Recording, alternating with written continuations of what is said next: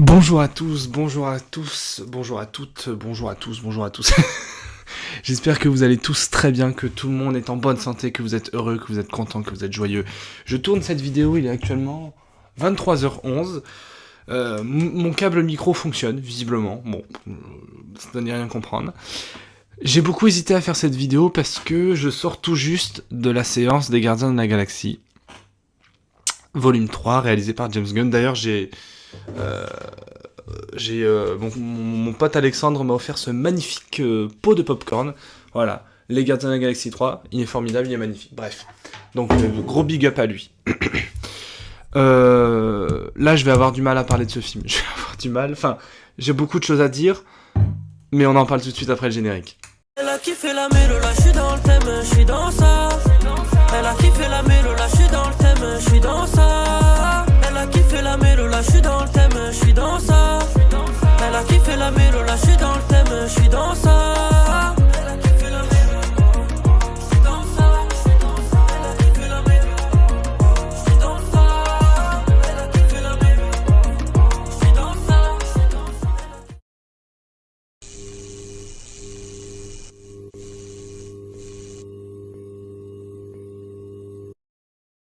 Vraiment, mais quel bonheur de voir un film comme ça, déjà après la journée de merde que j'ai passée, parce que c'est important à souligner, de 1, et de 2, après avoir vu la bande-annonce du film Dune, partie 2, qui va être une daube intersidérale, on est tous d'accord là-dessus. Non, ça je rigole, c'est toujours la petite pique, alors, ça fait plaisir, non. Pour moi... les Gardiens de la Galaxie 3 est au même niveau que Avengers Endgame. Et alors là, je sais ce que vous vous dites, vous allez vous dire quoi, mais Captain Melboy, il est en train de perdre la boule, il est complètement malade, il aime pas le cinéma, gna gna gna gna. Oui, vous avez raison, mais pas tant que ça. En fait, déjà, on va commencer par les défauts. Ah non, dommage, il n'y a pas de défaut dans le film. C'est con. C'est déjà la plus grande qualité du film, c'est que c'est pour moi un film extrêmement cinématographique. C'est-à-dire que, techniquement, en termes d'effets spéciaux, de scénario, de réalisation, de mise en scène, de montage, de photographie, de jeu d'acteurs, d'idées de cinéma, il n'y a pas une chose qui est moche, il n'y a rien. Tout est parfait. C'est un film il y a pas un plan où il n'y a pas une idée de cinéma, une idée d'éclairage, une idée de jeu, le montage, et ça c'est très rare pour que je le souligne, c'est l'un des montages les plus dingues que j'ai vu. Il y a énormément de rythme. Alors certains pourraient dire oui, ça va trop vite, on n'a pas le temps de se poser. Je peux comprendre qu'on pense ça, même si c'est faux. C'est un film où pour moi clairement on a comment dirais-je, on a des idées. En fait, le film est une énorme course. Alors, je vais essayer de pas spoiler, je vous préviens. Le film est une énorme course contre la montre, si je peux me permettre. Et du coup, le film est dans des scènes très très rapides, pas forcément des scènes d'action, même si le film s'ouvre sur une scène d'action. Mais c'est formidable. La mise en scène est brillantissime. Le scénario est exceptionnel. Il est émotionnel à souhait. Il est émouvant. Il est drôle. Il est sincère. Là où les Gardiens de la Galaxie 1 parlaient du fait pour Star-Lord de se décrocher du souvenir de sa mère et de réussir à se créer sa propre famille finalement. Et là où le deuxième était sur le fait d'entretenir sa famille, le fait de l'agrandir et le fait de trouver la rédemption, de trouver la paix intérieure, de la masculinité toxique aussi d'une certaine façon, le fait d'exprimer ses émotions en tant que mec.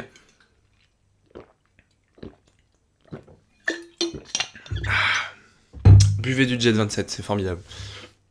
C'est pas du Jet 27, c'est de l'eau, mais juste buvez du Jet 27. Bref, je me suis égaré. Et ben là, ce troisième volet parle du fait de se battre pour sa famille, du fait que la famille est clairement la chose la plus importante et la chose qui fait de nous des êtres vivants, en fait. Et j'utilise pas le terme être humain parce que dans ce film, toutes les espèces aliens sont en fait capables de ressentir des émotions, des sentiments, et Et pour moi, c'est l'un des trucs les plus émotionnels. Là où Avengers Endgame parlait de la même façon de la famille, des amis, du fait que les amis c'est important, du fait qu'il faut se battre pour sa famille, il faut trouver sa place dans l'univers, qu'est-ce que ça signifie d'être un héros, c'est quoi être un héros, est-ce que c'est se sacrifier pour les autres, voilà. Là, ce film parle de la même chose, mais de façon plus personnelle, de façon plus regroupée. Là où Avengers Endgame, c'est sur des centaines et des centaines de personnages.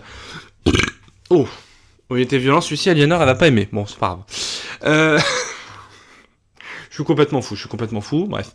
Mais, déjà, gros big up à l'acteur, j'ai pas son nom parce que j'ai peur de mal le prononcer, Chukudwe, bref, Chuck, on va l'appeler Chuck, qui joue le grand évolutionnaire, qui est une sorte de personnage qui se prend pour un dieu, qui croit qu'il est dieu parce qu'il fait évoluer, il manipule les êtres vivants des différents univers de la galaxie pour en faire une sorte de colonie, mais en fait c'est juste un connard qui fait des actes de torture absolument ignobles.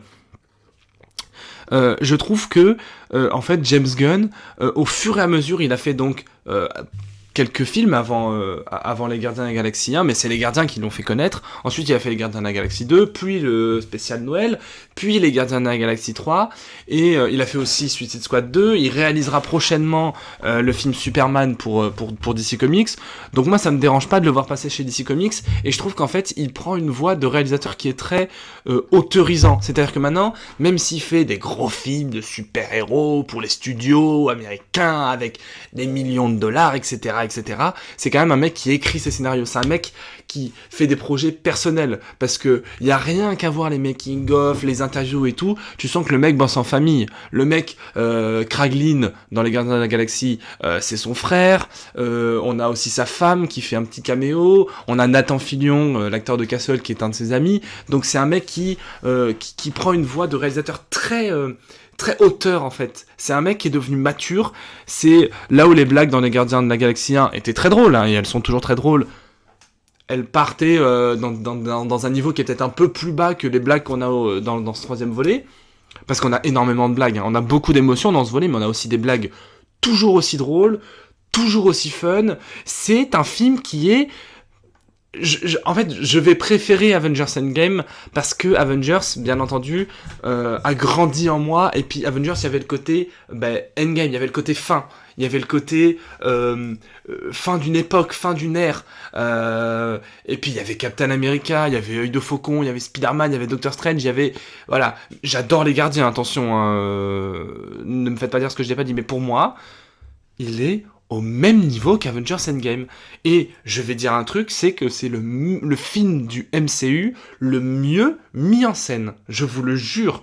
J'adore Avengers Endgame, il a des très beaux plans, il a une très bonne mise en scène, mais en termes d'idées de cinéma, les Gardiens de la Galaxie 3, il a des dingueries, mais des dingueries absolues. Vous n'avez jamais vu ça. Il y a des plans qui sont d'une beauté visuelle. On n'est pas chez The Batman non plus, mais on est quand même dans un truc visuellement, ça pète quoi. On a Will Poulter, que j'avais beaucoup chafouiné parce que c'est un mauvais acteur, il joue Adam Warlock. Bon, Adam Warlock est plus là pour faire blague qu'autre chose. C'est des blagues qui sont très drôles là encore une fois, et c'est un personnage qui est très bien utilisé. Mais bon, par rapport à la version comics, bon, on va dire que c'est pas exactement la même chose. Le cinéma français, peut-être une réaction sur les Gardiens de la Galaxie 3 ? Oui, alors vous savez, c'est un cinéma du bas peuple. Vous savez, ce n'est pas un cinéma qu'on verra au César, hein. Vous voyez, je préfère regarder un film de Godard ou peut-être de Guillaume Canet, parce que ce sont des films intellectuels, là vous voyez, c'est un film finalement avec des effets spéciaux et des fonds verts, mais quel intérêt. Oui, merci cinéma français, on vous rappellera quand on aura besoin de faire des mauvais films. Je suis en feu, je suis en roue libre, il n'y a plus de... Oh là là. Bref, il faut que je conclue. Tous les acteurs... quand je parlais de Donjons et Dragons dans ma dernière vidéo, où je disais que tous les acteurs sont hyper inégaux, il y a pas un acteur qui joue mal. Ils sont tous au même niveau. Tous.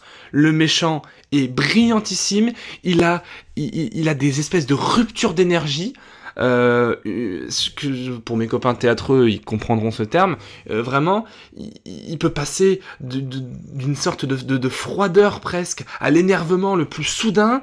Il peut péter un plomb, puis ensuite il fait des blagues. C'est un méchant qui est extrêmement bien écrit, qui est très très bien interprété. Je pense que cet acteur, on va le revoir très très fort.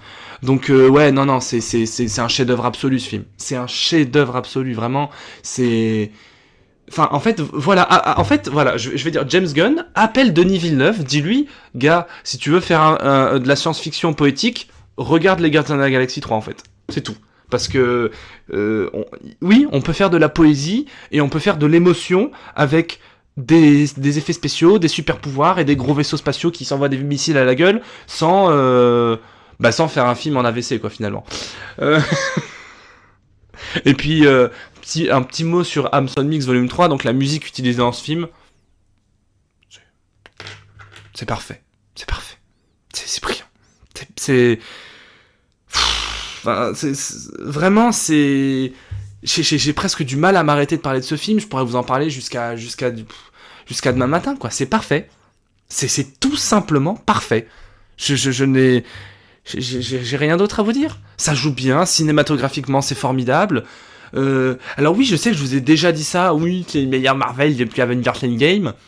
Eh ben oui, parce que depuis Endgame, on a eu No Way Home qui était formidable, on a eu Shang-Chi qui était un chef-d'œuvre, on a eu Les Éternels, non, ça c'est non. On a eu Black Widow, on a eu No Way Home qui était un chef-d'œuvre aussi, on a eu Doctor Strange qui était un chef-d'œuvre, on a eu Thor 4 qui était très bien, on a eu comment ça s'appelle, Black Panther 2 qui était un chef-d'œuvre, on a eu Ant-Man 3 qui était un chef-d'œuvre. Franchement, je sais pas quel va être mon classement cette année, top et flop film, mais alors flop, j'ai peut-être une petite idée, je pense, mais voilà. Mais en tout cas, c'est ouais, je conclurai en disant que c'est un film parfait, quoi. C'est tout. Et que Marvel, malgré tout ce que les critiques cinéma et tout ce que les faux fans de Marvel essayent de dire, oui, mais le MCU, il est mort après Avengers Endgame, et après Avengers 4, les MCU, c'est nul. Les gens qui disent ça, j'essaye vraiment d'être un youtubeur cinéma respectueux, et d'être vraiment ouvert d'esprit. Mais quand les gens disent ça, j'ai juste envie de dire, écoute, ouvre les yeux. Voilà, si je peux être poli. Parce qu'un mec qui me dit, No Way Home, c'est pas du cinéma, hein. Bien sûr. Bref, je vais m'arrêter là parce que je pense que sinon, là, je vais commencer par en énerver 2-3. Déjà qu'il y a 3-4 personnes qui sont en bas de chez moi avec des machettes, donc on va se détendre. C'était votre Captain Hellboy. Je vous dis à bientôt pour de prochaines vidéos, de prochaines aventures. Fast and Furious 10, Spider-Man New Generation, The Flash, Mission Impossible, que des dingueries, The Marvels. Peace, à bientôt pour de nouvelles aventures.